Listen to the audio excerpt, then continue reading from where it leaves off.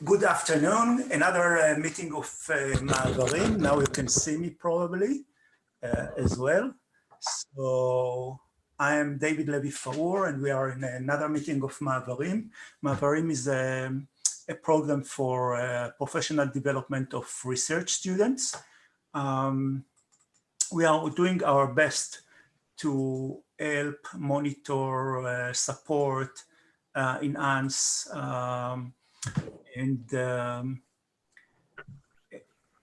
and give space and attention to scholarly development. We are doing it from the MA till the postdoc. And today we have with us Dr. Renana Peres from the Hebrew University of Jerusalem. She is an associate professor of marketing at the School of Business Administration. She has a BA and MSc, or BSc and MSc in physics, currently dealing in applying mathematical models in the social sciences. A research deal with social interaction and understanding how word of mouth is generated on brands and how this process is being translated into sales. She is an era editor of the International Journal of Research in Marketing, member of editorial boards of other journals. She is the founding Chief Executive Officer of Persay, an Israeli high-tech firm focusing on development and implementation of algorithms for voice-based recognition. So you can imagine that she is very busy, and we appreciate her contribution to Ma'avarim. Renana, the floor is yours. Thank you very much. Thank you, and good afternoon, everybody, and thanks for being here. I see we have about 100 participants here, so it's, I think by the definition and by natural statistics, a diverse audience. So I will ask you some questions soon, just to know who you are. And we have quite a long time today, so we have 90 minutes, and I would really love if this will be more of a conversation than a presentation. So if there is anything you like to ask, you like to share, get some group support, just write something on the chat, your question on the chat, or raise your hand, and I will let you speak. Make sure you are all muted when you're not speaking. And if you are able to open your cameras so I can see you in parallel to you seeing me, it will be really, really, really, really nice. So just let's have a quick show of hands just to know who you are and maybe direct myself to what you're interested in.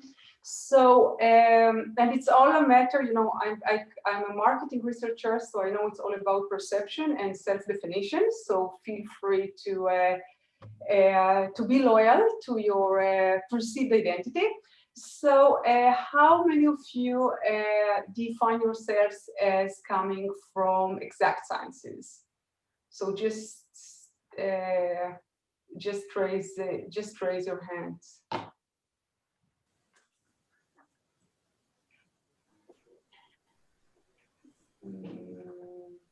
So we have 2 from exact sciences. Okay. So how many define themselves as coming from social sciences? Okay, raise your hands virtually. Okay, if you can, it's easier for me to count. Okay. We have quite a few. How many define themselves as humanities? So, okay. I think so. Crossroads. Well, yeah, I'll get to the interdisciplinary soon.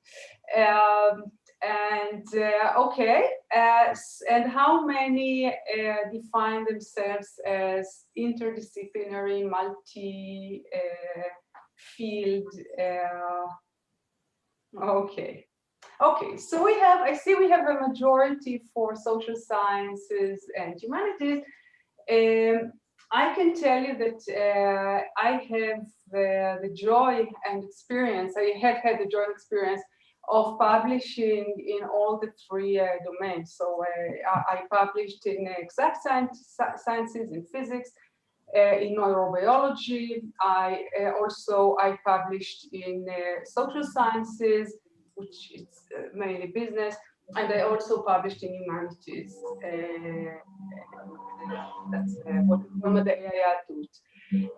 So I had the experience of meeting numerous kinds of journals, editors, review teams, and now past 10 years or so, when I'm serving as a member of editorial boards and as an editor in journals, I think I have quite a broad perspective as to this process. And I want to try and share some of my observations with you. You can unraise your hand if you lower your hand if you wish, so we can keep the board clear. And I'm going to share with you some of the behind the scenes of the process.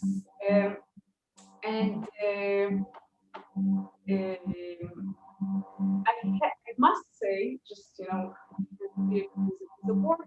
everything I'm going to say is very discipline dependent. Okay, so the process in social sciences is not exactly the process in exact sciences, and not all exact sciences are the same. Okay, the process in math is kind of different than the process in physics, and the process in medicine is totally different. But there are some shared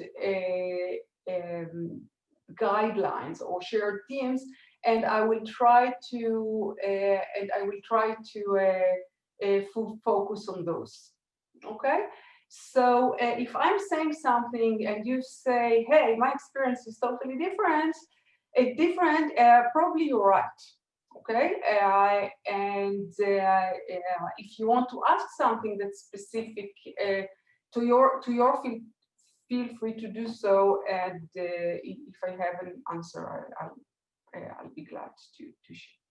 So I call it the lean, the mean, and the keen. You'll soon know why. And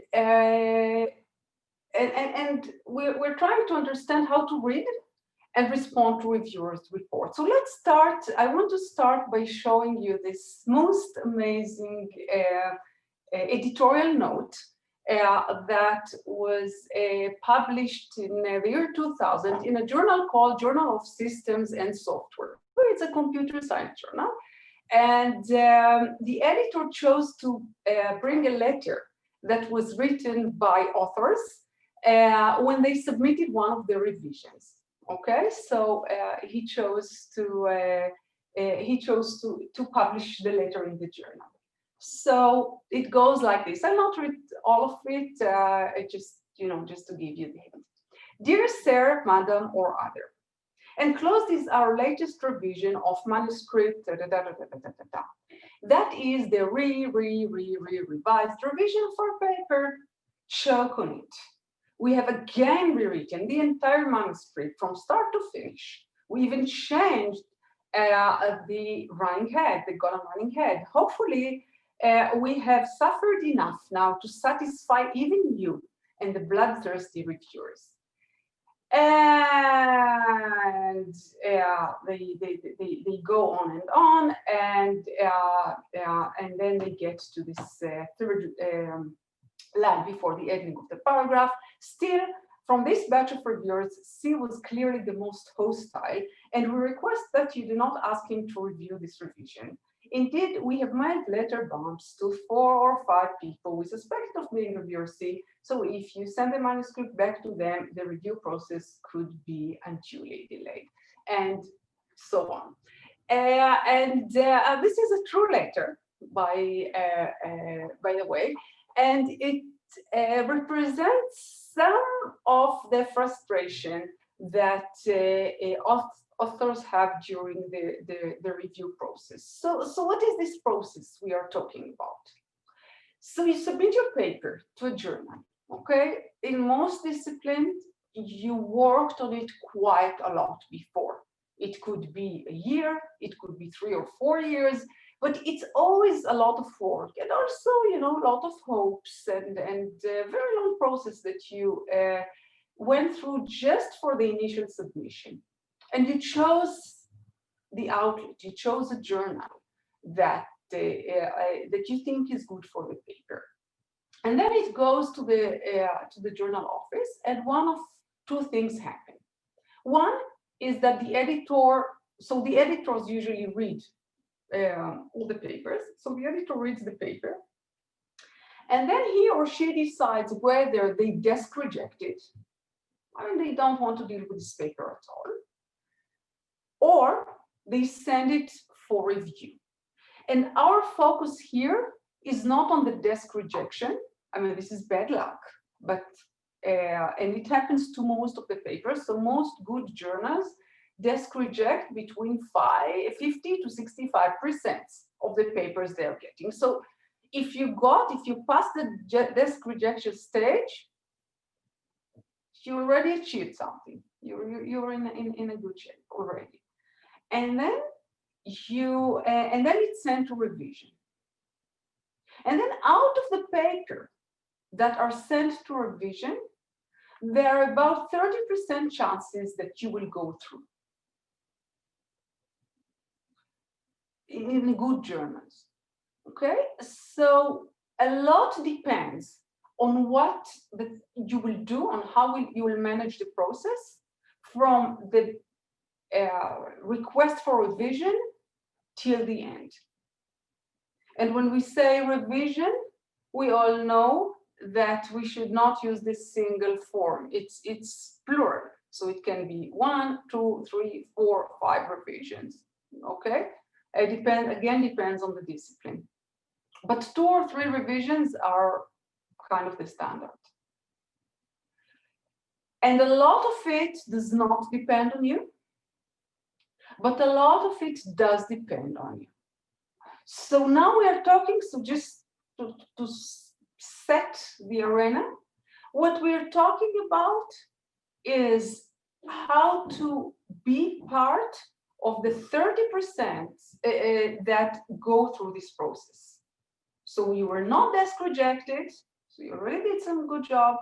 And now how will you manage the revision process to go through? And I took this from a paper that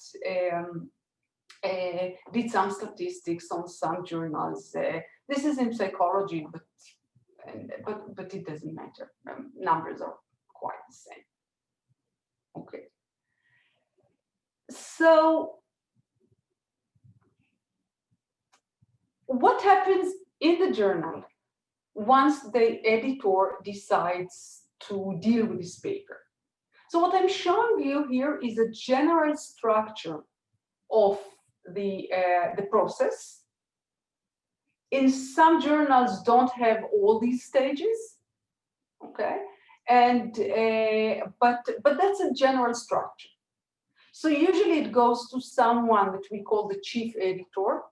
So in social sciences, this is a very important person. In mathematics, it's just like a general figure that this person is more of it doesn't have a lot of say on the paper, but in social sciences it does. And then there is the senior editor. So the chief editor is like similar to the dispatcher at the taxi station. And he deals with the publishers and with many important budgets and many other important things. And then comes the senior editor. The senior editors, they read the paper and they usually decide if they want to desk reject it or not. Okay. Now, in many journals, not all of them, there is another function called the area editor. So the senior editor appoints someone who will be in charge of the paper. This is someone with a more specific expertise that relates to the paper. So usually journals that are not that are more broad will have area editors. So in management, there is a journal called Management Science. There are area editors because this journal deals with the business papers, but business has many subdisciplines in it. Okay, so there is the area editor. The area editor assigns the reviewers. And it can be any number between 1 to 4 reviewers. Some journals even send it to 5 reviewers. Okay. In math, they mostly send it to a single reviewer, just because for papers in mathematics, you need a very, very narrow specific expertise. So it's hard to find 3 reviewers. And then these people, the reviewers read the paper, they write their referee reports, and then they send them to the area editor. The area editor is doing some integration, okay? And then it goes up to the senior editor to write the final letter, also maybe add something that they want to add. And again, depends on the hierarchy, it can go to the chief editor. Okay, so here is a question. Someone is asking special issues. Does it go to area editors? And in many cases, yes. If there is a special issue, sometimes special issue editors or editorial boards decide on special issues in order to attract papers in specific topics, and then they have several area editors that deal with the special issue because they get many manuscripts in a very, very short time. So these area editors might be people that are not a part of the standard editorial board of the journal, because the special issue is on a specific issue. But that depends on the journal. The important thing is that there will always be the reviewers, and there will be at least one person, sometimes 2, that integrates the reviews of the reviewers into one, hopefully coherent set of actions that you should do. Okay. Who are these editors and what is their background? So usually, so the reviewers are people who are experts in this specific topic that you're writing about. The editors, area senior chief, are people with a broader perspective. So I am now I'm a senior editor. I used to be an area editor for the International Journal of Research in Marketing. And since my expertise is more of mathematical modeling of managerial phenomena, I used to get these papers. Other area editors, some of them were more behavioral, so like, you know, from the more psychological aspects of consumer behaviors. So they used to get these kinds of papers. So the area editor is always an expert in the field.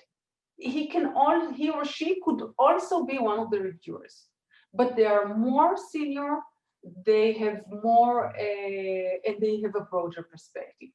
The senior editor is, if there is such a person, is usually a person. I mean, he or she, they have their own expertise, but they have even a broader perspective. Okay. But each person so the reviewers are the people who are the real experts in what you do. The area editors are also quite knowledgeable in the topic. So all the people who process your paper, and this is a very, no, thanks for the question, because it's a very important question. All the people who deal with your papers are professional. They could be academics. So they could be people whom you cite in your papers. So your paper is not read, I mean, although sometimes it seems when you read the reviews, but it's not read and processed by a bunch of ignorants, okay? They're all well-known, respected academics, scholars in the field that you're writing about, okay? So, you get this report. So what you get is several reports, okay? You get a report from each reviewer, and you get another 1 or 2 reports from, let's say, the area editor and the editor, or something like that. The first thing to do is to read the review. Now, it sounds trivial, but please don't doubt me, because many authors just don't read it. Because it's really frustrating. Like you get the reviews and they never tell you, oh, this is an amazing paper. Thank you. Sometimes they are polite and they say that it's a very interesting paper. But then they start with telling you what's wrong with the paper. So when you get the review, if you were not rejected, be happy. I never read the reviews that I receive in the first week or so. So I'm getting it, I just look and see what's the verdict. So if it's revised and resubmit, I'm happy. And then I don't read it. I wait, I let it cool for a while. I never read it alone. And I never read it when I'm hungry, and when I don't have time, and when I'm not happy. And it's maybe it's the most important thing I can advise you to do, because it's never easy to get criticism, and do it when you're in your best shape. After you did your yoga, you're relaxed, you know that you're asked for the revision. You are not just rejected. Hey, you're part of the lucky 45%. It's a big deal. Okay? So be happy. And then when you read it, really read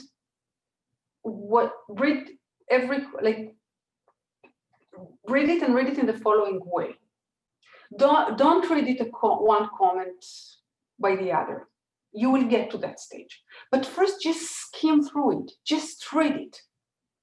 As if you were reading a novel or something, and try to get the spirit.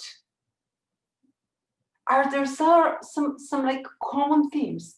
Are there something that they all want to say? Although I remind you that they don't know each other. They don't know. Reviewer 1 doesn't know who reviewer 2 is. Reviewer 2 doesn't know who reviewer 3 is. The area editor sometimes knows who the reviewers are, because if he or she has assigned them. Sometimes in some journals, the area editor also doesn't know who the reviewers are, and also the senior editor, only the senior editor knows that. So, so it's not an integrated document. It's like 4 different documents, but in many cases there are common themes. So just make yourself receptive to these common themes without taking notes. Just read it. And after you did that, try reading them thoroughly. And read it from top to bottom. Start reading what the editor said, the area editor said, and then go to the reviewers. Okay? And when you read a reviewer's comment, try to understand what did they mean? So as I told you, part of my academic interest is also in Judaism, and those of you who did something in Talmudic studies, you know that when we study, when we read the Talmud, we read what they say, we read between the lines, we think what they were meaning to say, and you should do the same thing with your reviews. Okay? So Brit, what were they saying and what are they really mean? And I will give you some examples soon, but it's what is really there that they want to know. Okay, and then sort the comments into trivial. Trivial means that on page 3 you have a typo. Please improve the figure captions. Okay, this is something you can do easily. This is class 1. Class 2 is comments that they are major, that you understand what they want, and in order to change, to make the change they request, you have to work. So it does involve work, it's major, but you understand what they want. And then the other group is those that are unclear, that they write something and you don't understand what they want. In many cases, it will be that they refer you to some other theory or another method that you're not familiar with. So they ask you, okay, this you did this, let's say that it's an experimental, empirical research, and they wanted you, or experimental, and they wanted to test your validity. And then they say, well, you know, it's we expect you to do the validation in the spirit of Jones et al. And you don't understand what is it that they mean. Like, how did these John and all they did not do validation at all? So you just set them aside for a while. Most chances are that when you get back to them while you work on the revision, that they will clarify. Okay? So this reading is really, really, really important. And I summarize it for you. So you read once as a whole, then you go and read each and every comment. You look for common themes and you read it hierarchically. Okay? Now it's a long reading in many cases. Sometimes it's like 20 pages of comments coming from all of them.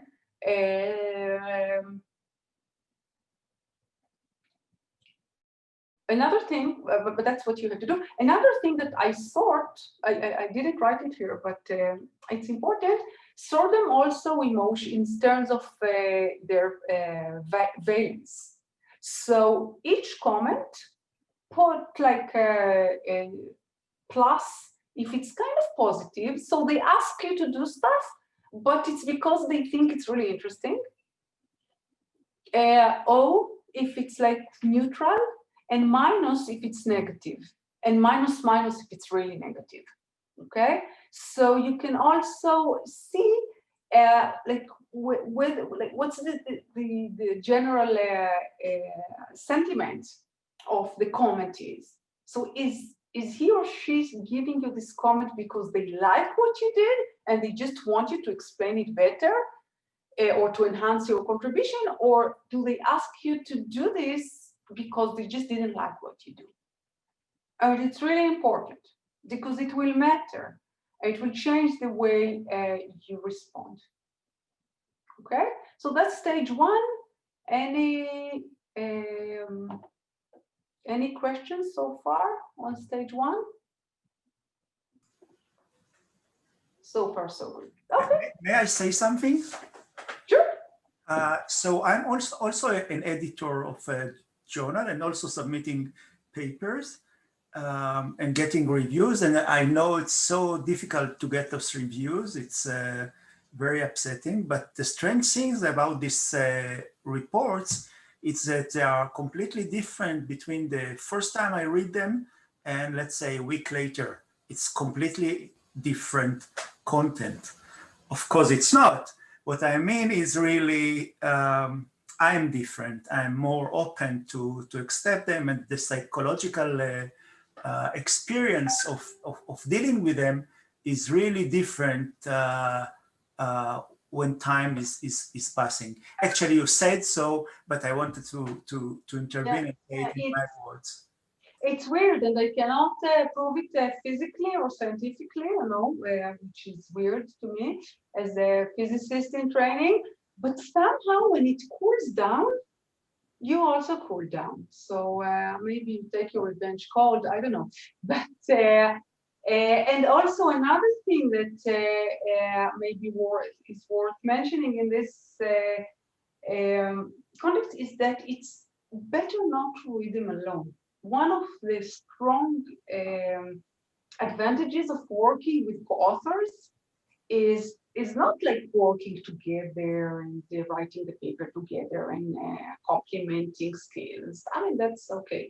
But the fact that you have someone to read the reviews with, and then it happens a lot when I read a comment and I think it's a very negative comment, and then my co-author tells me, you know what? No, actually, it's quite positive. I know what they were saying. I know what they were. If we just do this and that. So it's really better to do it with your co-authors and talk about it and ventilate about it. So the first time you read the reviews, these people are all stupid, mean, and anti-Semitic. And then you cool down and you read and you say, oh, actually, yeah. Conflicting comments is coming soon. I have some slides on that. So, in fact, hold your question because it's a big issue. So let's continue. So that's stage one. We just read, and now we get to stage two. And stage two is writing a revision plan. Now, this is a very important stage, and many authors, especially young researchers, don't do that. You just start working, running another experiment, collecting more data. Whoop! First, come up with a plan. So, the technical way I advise you to do that is take all these reports, copy them into a single file, okay? And then start planning what you are going to do for each of these comments. So first, I already talked about that. Are there any themes in the review? So if reviewer 1 and reviewer 2, any area editor, they all echoed one like that your literature review is not adequate, it's probably needs some improvements. So and when you look at the themes, you can see if there is something you can do that they address some of their concerns at once. So if they think that the experiment is not validated, can you run something? Can you do something that will address several comments or several aspects of their comments? So you write a plan. So what you're going to do, and you write it on this file that will be this will be the start of your reply notes, and exactly what you're going to do. And if you're working in a team, also who is going to do what. Now, I'm starting to answer your question. Remember the hierarchy. Do everything the senior editor is telling you. Everything. I mean, you have no choice. Everything the senior editor is telling you. Do almost everything that the area editor, if there is such a person, is telling you to do. You have no bargaining about that because they integrated. They are the people who are supposed to solve conflicts between reviewers, and they are the people who should decide priorities. Now remember that the area editor and the editor, if again, it might be the same person, it might be two different people, they have two customers in mind. One customer is you, the author. So they want to give you as clear of a roadmap as possible for you to continue with the revision. But the other group of customers they have are the reviewers and themselves, because all the review, like the entire scientific community, we do these reviews for free. We are not getting paid for them. We do it as part of our academic good citizenship. So for the editor cannot say, oh, reviewer 3 comment is so stupid. Because these people work for them, like they need them. Maybe they're even personal friends, but sometimes, so you have to understand from the editor's letter whether he thinks that reviewer 3 is comment number 4 is not that important. How do you know that? If they ignore it. So editors usually write, okay, do this and do that, and as reviewer 1 said, and as reviewer 2 said, and I said, and then they do not relate to some comments of the reviewers. Then you know that they don't give them a high priority. They will never tell you explicitly to ignore. On the contrary, they will add a sentence at the end saying, in addition, all the reviewers made a very useful comments and I suggest you to follow all of them. That's the copy-paste sentence that we use as editors. So be very, very careful and political and see that if they don't mention reviewer 4, they probably don't think it's such of a great review.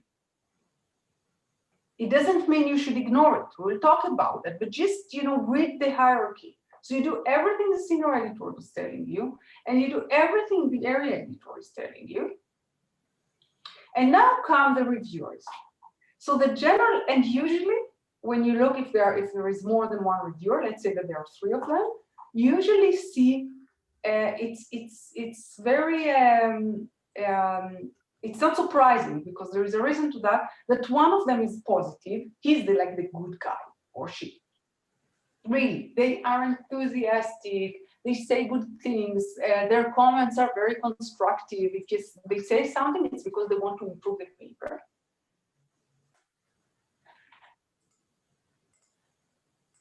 And one is usually very negative and also not very understandable. I apologize for that. Those of you who come from economics, now you can see the pitfalls of our electricity company and them being a monopoly. So, yeah.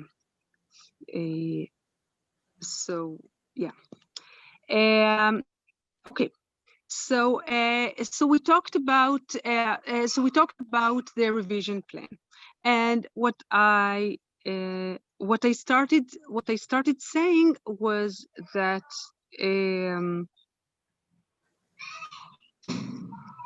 yes, I know we don't start this discussion about the utility companies in California and whether being a monopoly or not help the power supply.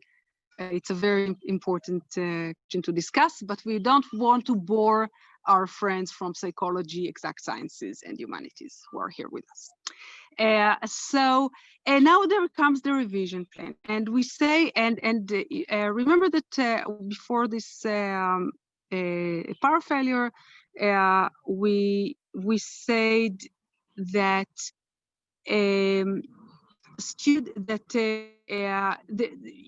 you look at, there is always some gap between the level of positivity of the reviewers, or there is often. One of them is usually more positive, and one of them is usually more negative. Now, it's not surprising, because in many journals, the review are assigned according to that. So if I, as an editor, have to assign reviewers, first, in many journals, the authors can ask, like, who would you think would be a good reviewer of of this paper? And usually we as editors, we try to choose one.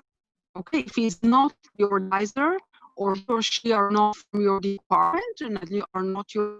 So I will send you the slides after that, okay? Because I will send you the slides, and I will even add a bit more. So to the question that came up here.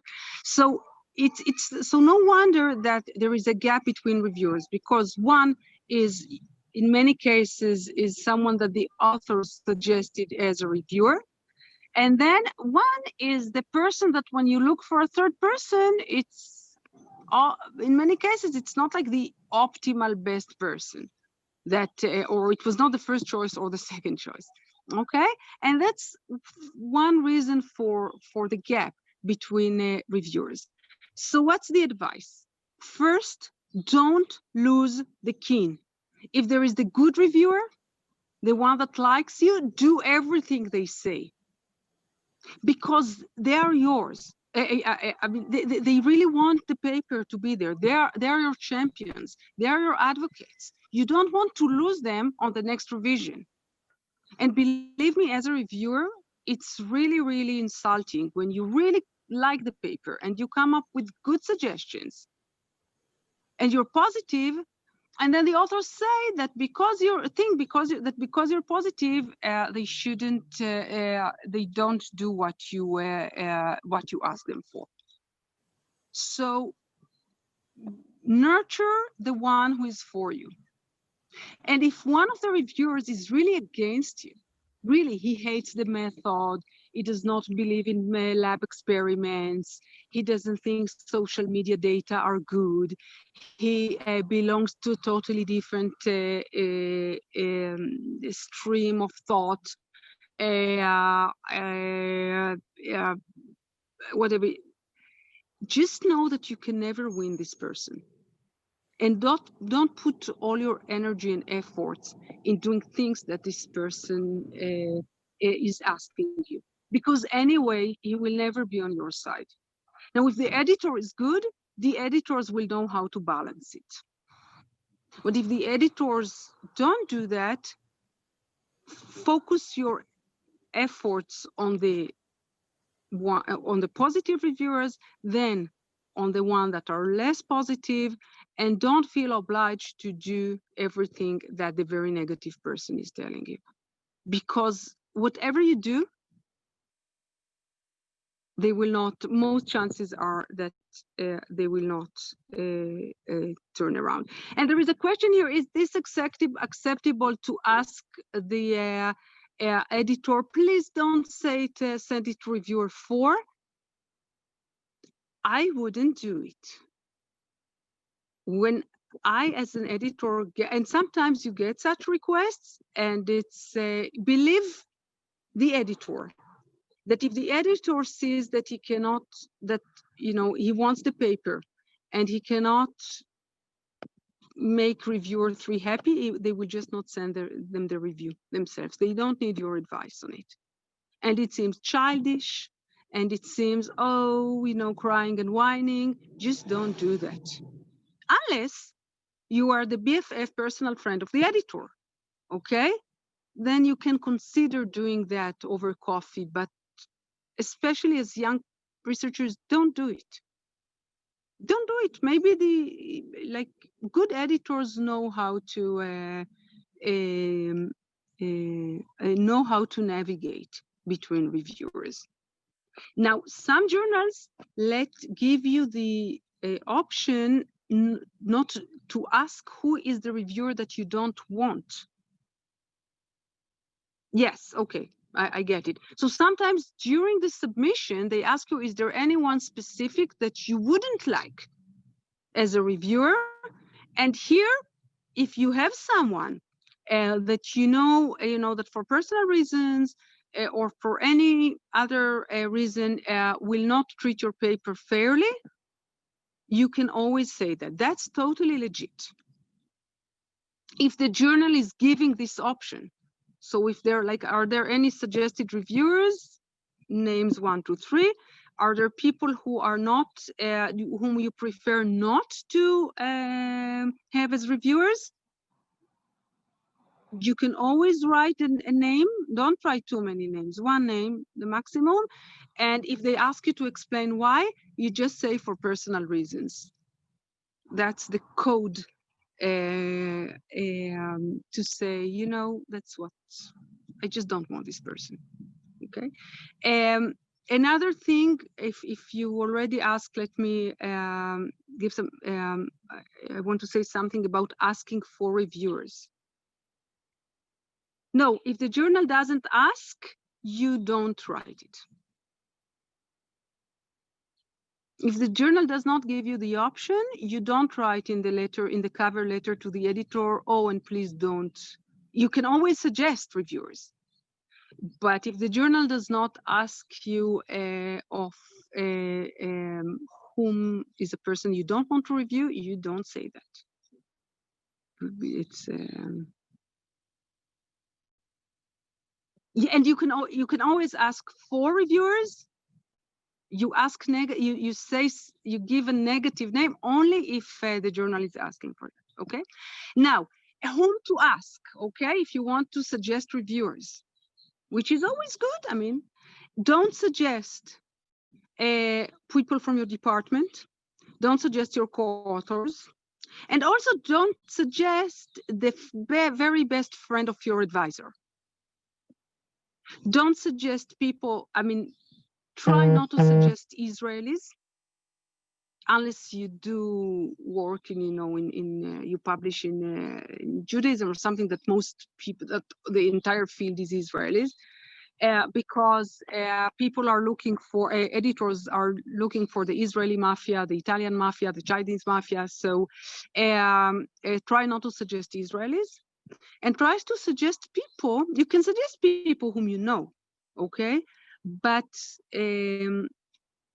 try to suggest people that could be really good reviewers for this paper, because then you increase the chances of getting one of them.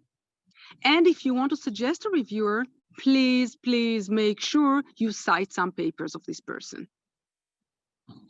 Because otherwise the editor looks at your citation list, like your bibliography, and say, why did they ask for this person? I mean, they don't even cite him. Okay, he's probably a friend or something.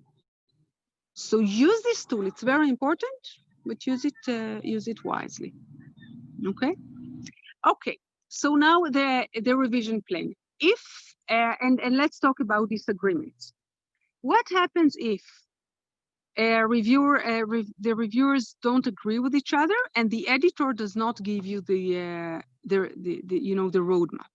Because usually it's the editor's role that when there are contradicting requests to tell you which one is preferred. But sometimes editors don't do that. Given what I said about the lean, the mean, and the keen, suppose that there are two very good, like two comments, good reviewers, and they disagree. One says that you should develop the hypothesis, and one says, drop the hypothesis altogether. They are not relevant. Only then, when it's a real contradiction, you can write to the editor.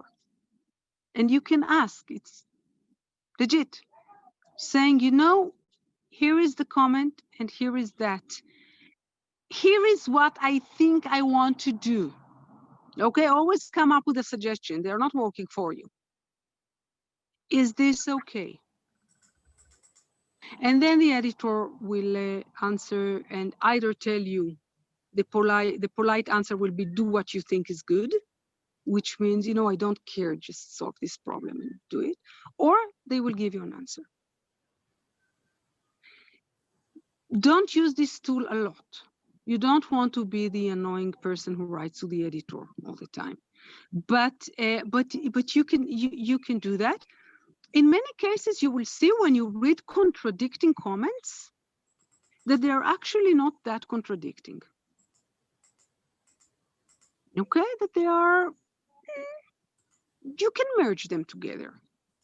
But if there is a clear contradiction, a clear disagreement, then you can refer to the editor. So that's the revision plan. In some journals, the editor wants to see the revision plan. So in some journals, there is an intermediate stage where if it's a major revision, a major and risky revision, the editor wants to see a revision plan before you go on. If it's an option given to you by the journal, take it. The editor will never force you to do that, but it's another opportunity for a dialogue. Okay, so do that if you can. That's great. And now, so you did the revision plan. There is this document. You start doing stuff, collecting more data, redoing your analysis, rewriting your positioning, and you in parallel you work on this document, and you explain what you do. It's always good to do it in parallel to writing the paper, to making the changes in the paper and doing the experiments. It really gives you the entire picture and show you, where you are on this revision. The priorities, your research priorities should be revisions first. Okay, you get a revision request, an R&R from the journal, while you are working on this amazing new paper. Drop everything, go work on the revision. Because if the revision takes too long, then one of many things could happen. The reviewers can forget what they were talking about. The reviewers can refuse to review the revision. And then you work so hard to please reviewer two. And they say, after a year, I don't want that anymore. I'm busy. Okay? So make sure you do your revision as quickly as possible. Don't do it too quickly. Okay? Don't send it after a week, even if you did everything within a week. I mean, unless it's a conditional accept or something like that. But if it's, let's say that you got a revision and it's a 2, and it comes with a deadline. Nobody cares about the deadline. But you know what? But respect the deadline. Respect the deadline in a way. So the deadline is not a real deadline. They can tell you 4 months or 3 months. They don't mean that really you will do it in 3 months. You can do it, always take a bit longer, but not too much longer. And be polite. And if you see that you are going to be like more than a week or 2 or 3 after the deadline, just write to the editor and tell them, we are working on the revision. Thank you very much. Expect, and then set the deadline. But don't take too long, and don't make it too short. Okay? If it took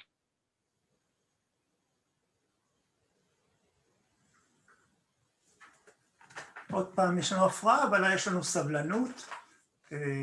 נמתין עד לחזרתה של רננה. Just to show that you worked on the paper. Usually what we see is the opposite. Jackie, it's a big question. I'll answer it in a minute. just do it time and put it to the top of your priorities, because you know that the review process takes a long time. It takes them 2, 3, 4 months, sometimes, you know, even in math, it can take a year to review a paper. So you want the system to work for you while you are working on other stuff. So make sure you send this revision out quickly. And Jackie asked a question. I think it's she. She asked, okay, if I get this revised and resubmit, shouldn't I just send it to a different paper? And the answer is no way, baby. You got to revise and resubmit. You're one of the lucky 45% who will not desk rejected. Do the revision. The revision. What do you think, that in the other journal they will not ask for a revision? They will ask for a revision, maybe a different one. So it's a draw. It's a random draw. Also, there are very good chances that you will get the same reviewers in the other journal, because it's, you know, it's the community, it's the field, and if there are like 10 experts in your field, so they're working for all the journals. And then if I see that I wrote this amazing review as a reviewer, and then you didn't bother to revise the paper, and now you are sending to me again.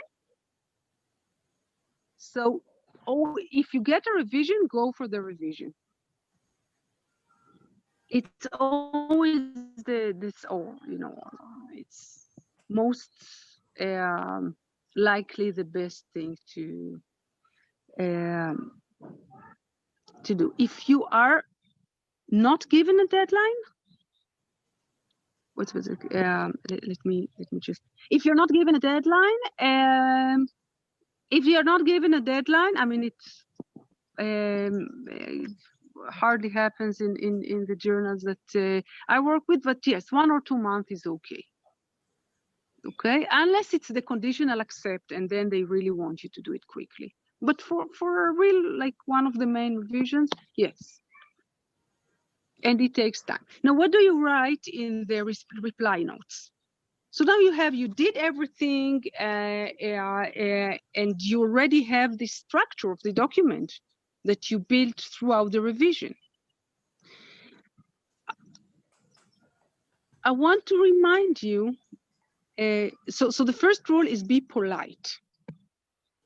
And remember that these reviewers worked really, really, really, really hard to read your paper. Although sometimes it doesn't seem that they even read the paper, but they read it and they wrote something about it. So even if the reviewer wrote you something and apparently you decided not to do it, you have to be polite. So every point by point reply starts with a thank you. And be specific in the thank you. Thank you for what? What do you thank them for? If you added an experiment, if you collected more data, thank them for that, for the opportunity to do so. Thank them for, if they did not, even if they say something that you already explained in the paper, okay? But they did not get it, they did not understand it. Relate to it as if you did not explain it clearly enough. And change it. Don't just say, yes, we already relate to it on page 13. No, if you relate to it on page 13 and they read it and they did not understand it, you have to change the writing, explain it better, maybe give it more room, maybe do something. Don't leave any of their comments unrelated to. Now, if you decide that you don't do something, you did an experiment, a lab experiment, they wanted you to get field data. Okay, you cannot do field data now. It's not your field. It's totally out of the scope of this paper. Put it in the discussion as a topic for future research. And but explain why it's a good topic for future research. and even show how a future research could be done on it. Don't put too many things under the future research. You can do it once per reviewer, okay? And make sure that you don't leave any reviewer without changes that you did due to his or her comments. So it sometimes happened to authors that review 1 and 2 were so constructive, and you changed many things because of their comments. And then reviewer 3, who had comments that were less relevant and you didn't do much, doesn't get the attention that the first 2 received. And that's fine, but make sure that in the writing, you relate to it, that you do something in the paper that is not trivial, that is of importance to address. And remember, the reviewer reads your responses to all the other review team. Okay, so reviewer 4 knows that you did everything for reviewer 1 and reviewer 2. Okay, so so remember that, and also try to be, when you write to let's say that you are now writing a response to reviewer 4, and you want to tell him that because reviewer 2 said something different, you decided to go with reviewer 2. Okay, and the etiquette is not to mention another reviewer on the response to one reviewer. So you don't write to reviewer 4. It's a very interesting question, comment, but we chose to do as reviewer 2 told us. The polite way to say it is that you integrated the comments from the review team, and then 4, you decided to take a path which does this, and that. Okay. Of course, to the editor, you can say we followed the comments of reviewer 2, and then we also addressed reviewer 4 in these topics. That's something that you can do when you write a response to the editor. Okay, but do not unleash the reviewers on each other. It's not a polite thing to do. Again, you don't tell reviewers that they are wrong. You just say that you did not explain it clearly, and make sure and read it. Maybe you did not explain it clearly. Okay, and if they did something that made your paper better, thank them for making your paper better. It's I know that in each and every paper that I ever published, it just got better because of the review process.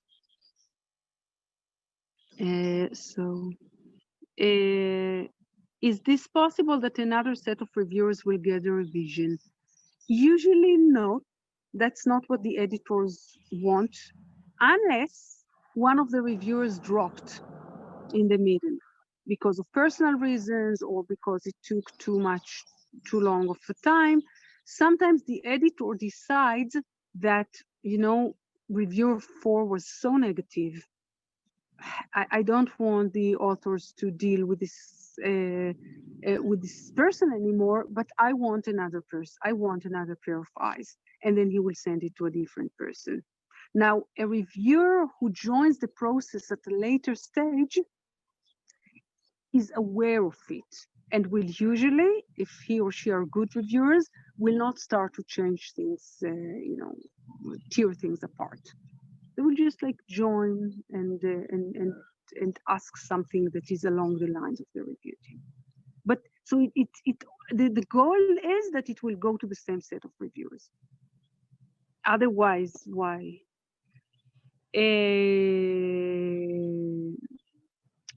Okay, good question.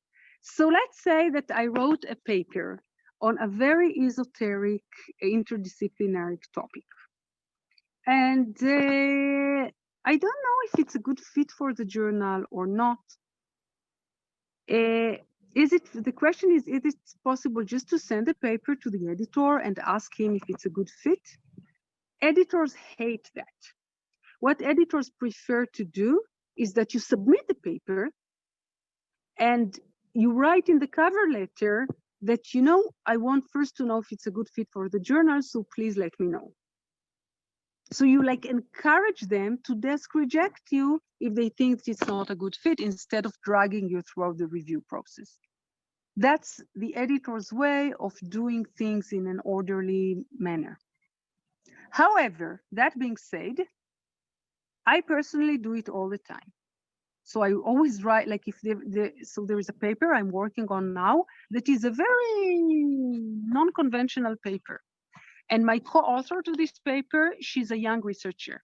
And I know that her promotion kind of depends on this paper being processed in a reasonable, time. So in that case, I sent it to the editor and I told him, that's the paper. I don't know if it's something that the journal would be interested at. But since my co-author, she's a young researcher, I want to make sure that that if you don't want this paper, just desk reject it. Or let me know if it's a good fit. You can do that if you are friends with the author. If you know the author, if you did something, it's the coffee criterion. If you ever had coffee with the author, with the editor, you can ask this question. If not, and you don't have a more senior co-author who can do it for you, just submit it, but write to the editor as a cover letter whether you want to, if you don't want it, please desk reject it. And there is no shame in desk rejection. It's not like a second-hand car that it means like how many times it was rejected from paper, journals or something like that. It doesn't matter. So it's a complicated answer. Some journals allow for pre-submissions. Sometimes they do. If the journals have it, then it's great. If the journal's having it, but many journals don't have it. So if you have an option to pre-submit, and you think your paper is kind of risky, do that. But sometimes it's not always an option. Another question: what about the word limit issues? Well, it's such a good question. No discounts on word limits. No, the word limit is something that's very, usually in most journals, is something that some journals don't have a word limit, but those who have are very, very strict about it, because then it's like the songs to the Eurovision.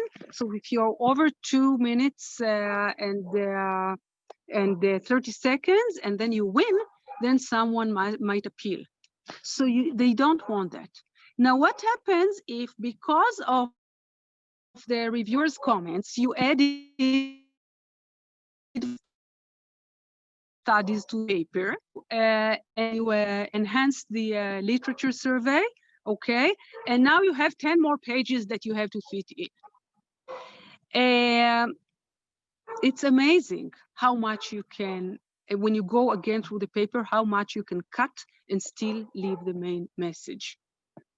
To begin with, don't ever try not to get the word limit in the first or in the original submission. So if you have like a limit of 50 pages, write a paper of 40 pages. Believe me, there is nothing you can't say in 40 pages. Nothing. Okay? If you have the option to put stuff in web appendixes and things that don't go to the page, but try to write short papers, relatively shorter papers, and always bear in mind that you will need some additional pages for the revision. Okay? And when you write a revision and it's too long, cut the paper down, make it shorter, you know, explain things in a more compact way. It's really important, and usually it makes the paper much better, because people don't know what you did not put in the paper. They only know what you have in the paper. But don't do it in the expense of figures, tables, and illustrations. Okay, if you have to choose between a figure and some words, go for the figure, of course. Okay, make the paper really good. Yes. Too many words, too much chatter we have around. Okay, short is beautiful. Yeah, redemption comes from limiting ourselves to the minimum. If I give you someone else's paper now and I ask you to cut it short, you will do it with no problem. So do the same for your papers. If you really, really are emotionally attached to each and every word of the paper, let someone else do it for you. Just give it to one of your co-authors or you know, friends, and ask them. And it's always a good suggestion. We say it before you. One of the purposes of having us as a community is that we can read each other's papers before we submit them, and also after we revise them. And it's always nice to let a colleague read your revised paper and even go quickly through their referee reports and say, do you think it's good? Do you think it's something is there anything, like, what do you say? Just give it a friendly review before you submit it to the journal. And be very kind when your colleagues ask you to do it, and they will be kind to you. Another question.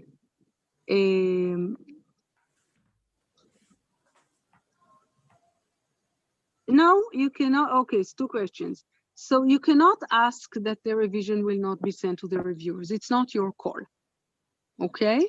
Sometimes the editor will say, oh, you know, I would just deal with it myself because it's not that big, or but it's not your call. You're not us. You don't decide who will review your papers, and that you're not happy with the review team, and you want someone. And you want someone else, or you want the editor. If you haven't heard from the journal in 4 months, can you write to the editor? Of course you can write to the editor. Please write to the editor. Sometimes, I mean, all the journals work with or most of them work with an automated system, and the editor knows who are what reviews are late and what didn't come in. But you don't know that as authors, and you have all the right in the world. If the time is, if the usual times in this journal, the review times are 2 months, and it's 3 months already, or 4 months, and you did not receive an answer, and you see that it's still stuck with the reviewers, because usually you can track your submission, sure, write to the editor. Yeah, why not? And you will get an answer. And you know what? In many cases, it will encourage the editor to send a letter to the reviewers and say, you know what, it's about time, please don't delay. Journals these days try not to keep the authors waiting for too long, but things happen, and always write, yes, sure. Does the word limit strictly apply to the R&R? Yes, it applies to all the revisions. Sure, sure. The word limit is a word limit. And again, as some very smart people here said, there is nothing that you write in 50 pages that you cannot write in 40 pages. It's just nobody reads 40 pages of text. The only people who do it are the first and last people who will do it are the poor reviewers. Because today when people read papers, they go and search for them in Google Scholars or in all kinds of databases, and people read the abstract. People read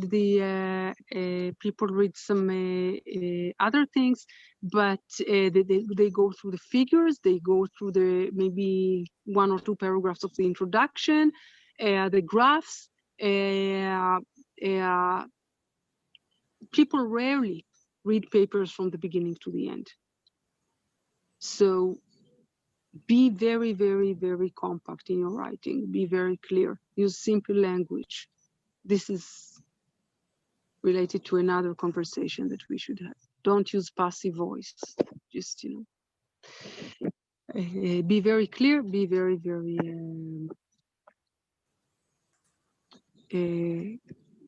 compact. Other questions?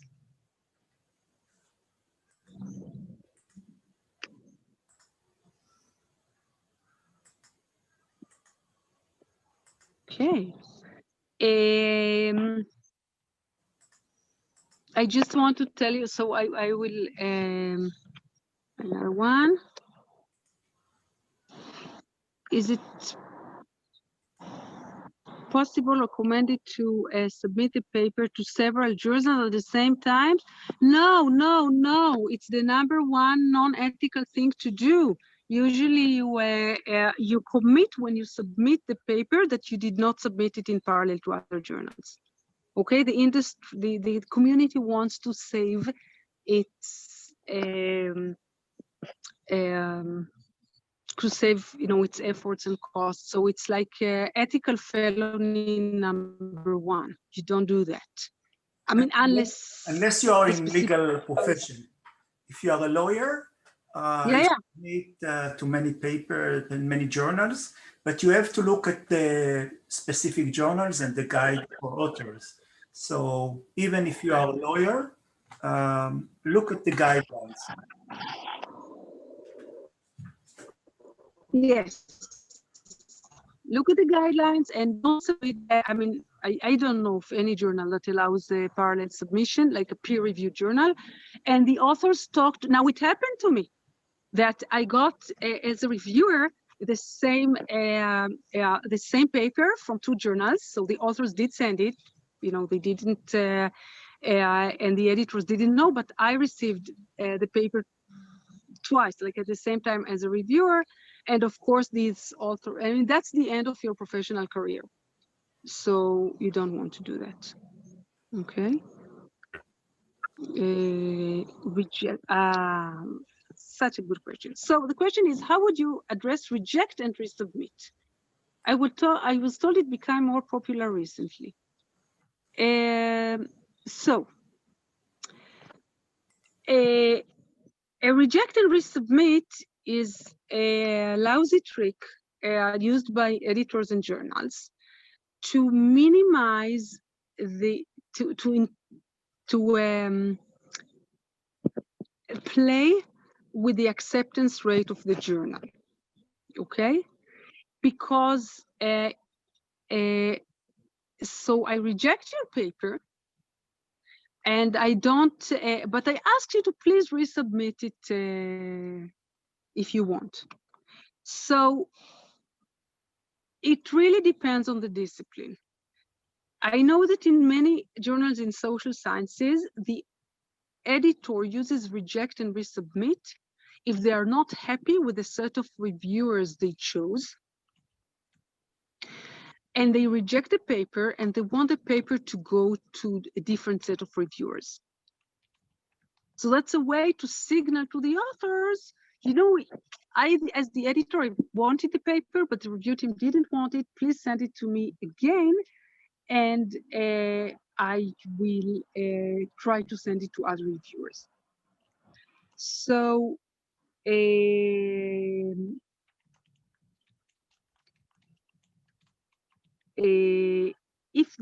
if you sense that this is the situation, you can know it from reading carefully the editor's letter. If he says, I encourage you to reject and to rewrite the paper thoroughly, and then resubmit it, and I will send it to a different review team, then you can do it, because it means that the editor wants the paper.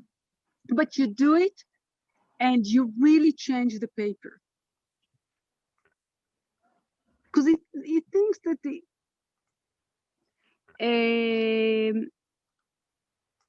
in some journals, reject and resubmit is some kind of a way to say measure and risk your revisions. So just resubmit, like make the changes and resubmit.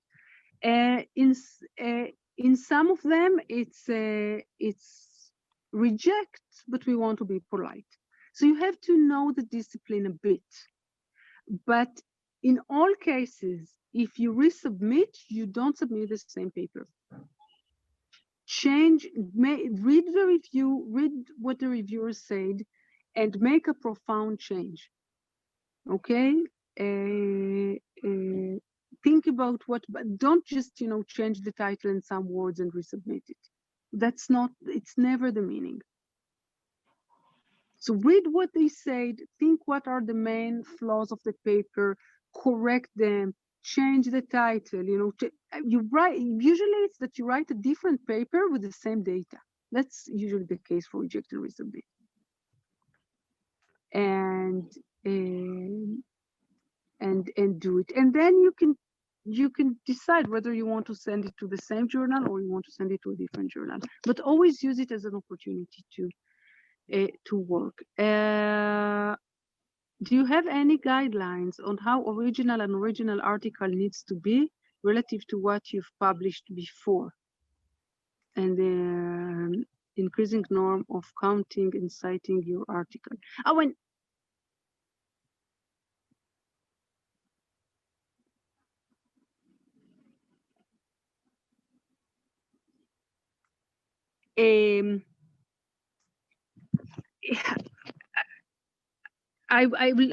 will answer this question as if I would answer it to one of my doctoral students.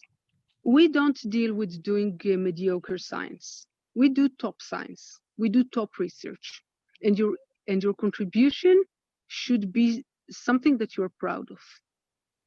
It should always be maximum and very, very significant to you, because other people will always discount you a bit. So if you don't think that your contribution is really, really high in this paper, just don't publish the paper. Okay, your name and your scientific integrity that's the only thing we have. Okay, and as a marketing professor, I can tell you that we are brands, each and every one of us, and we write something only if we think that it is really a significant contribution. And if you wrote something and you did a paper and you did like 8 studies, and now there are studies 9, 10, and 11 that you think that they are cute and they are nice, but they are not a paper, they cannot be like a fully developed paper of their own, tough luck. Okay, don't spend your life on incremental contributions. That's not what you want to do. I mean, that's my. After an hour, you can send a paper to another journal instead of revise. You can always, if let's say that you got a revise and resubmit, and you decided that you don't want this journal. I don't think it's a good decision, but let's say that you decided that it's you want to withdraw the paper, maybe because another journal invited it as for the special issue. You don't have to revise and resubmit.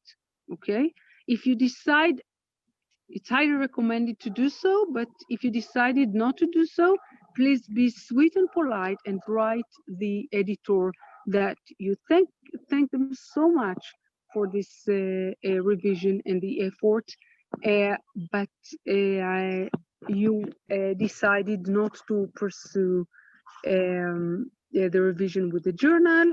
Either you want to try somewhere else, or if you are invited already to a special session or something like that, or some other reason, one of the co-authors passed away, it can also happen. Just explain it, because remember that we are building relationship here, and this editor of the paper today can be an editor of another journal, of the journal can be an editor of another journal.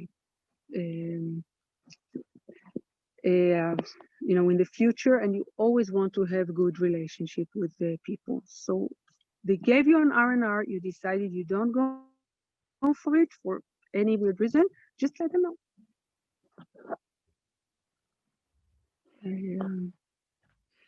I think that our time is up. Do you want to? Are there any other questions? David, would you like to conclude? Yes, if possible, with few things. I think three, at least. First of all, I would like to say thank you very much, Renana, for excellent presentation. I think it will be classic, and I'd love to repeat it in 6 months' time or so. But for now, we would. That's the deadline for the revision, you mean? Yeah, but and also for the pleasure. And another thing is, I have a comment myself to all of you. My experience or my attitude towards communication with the editors, write to the editors every month. Don't wait for 5 weeks. After 4 weeks, write and check what's going on, because the editors are very busy, and the culture in the humanities, but also in the social sciences, is not professional enough. We are in the humanities especially, but also social science. We are very late with review time and decision time. And this means that we don't respect our colleagues, and we don't respect our profession. So this is my advice, don't hesitate. And sometimes even with my own PhD students, I have to push them to write, to check, to be on top of things. This is, you know, editors are part of the communities, they are humans. They have a commitment for you. So I advise you to do that. I don't know if Renana will agree.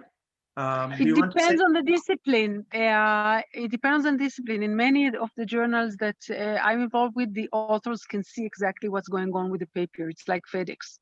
So you can see if the reviewers received it, you can see if the area editor is on it. Yes. So you have some way to track and see what's going on. That's right. We are all on two systems, like the Moodle, Manuscript Central, and there is another one. Elsevier. So, but the system is not transparent enough, and the paper is not under review. Ask if the paper is under review for more than a month or so. Ask. Don't be shy on it. So we will conclude here. I would like to thank you very much, and I'd like to remind you that, and let me put myself in the spotlight. Let me remind you our new series, מידות טובות, Wednesday, יום רביעי, השבוע ב-7, אנחנו מארחים את הסופרת מאיה ארד. מזמין אתכם להשתתף. יום רביעי בשעה 7, להתראות לכולם, ושוב תודה לדוקטור רננה פרס. תודה רננה. תודה דוד, תודה לכולכם שבאתם, אני מאחלת לכם, מי ייתן ששנת תשפ"א תהיה לכם שנה טובה, שיתקבלו כל מאמריכם, שכל הרביורים יהיו נעימים ונחמדים אליכם, ובאמת תזכו למחמאות. תקבל חיובי רק על submissions. רק חיובי, כן, תמיד. Conditional accept on the first round, זה האיחול, אני חושבת שאפשר לאחל פה לכולם. אז הברכה המקסימה של רננה, מכל הלב, גם ממני, מצטרף, ותודה, ונתראה. ביי.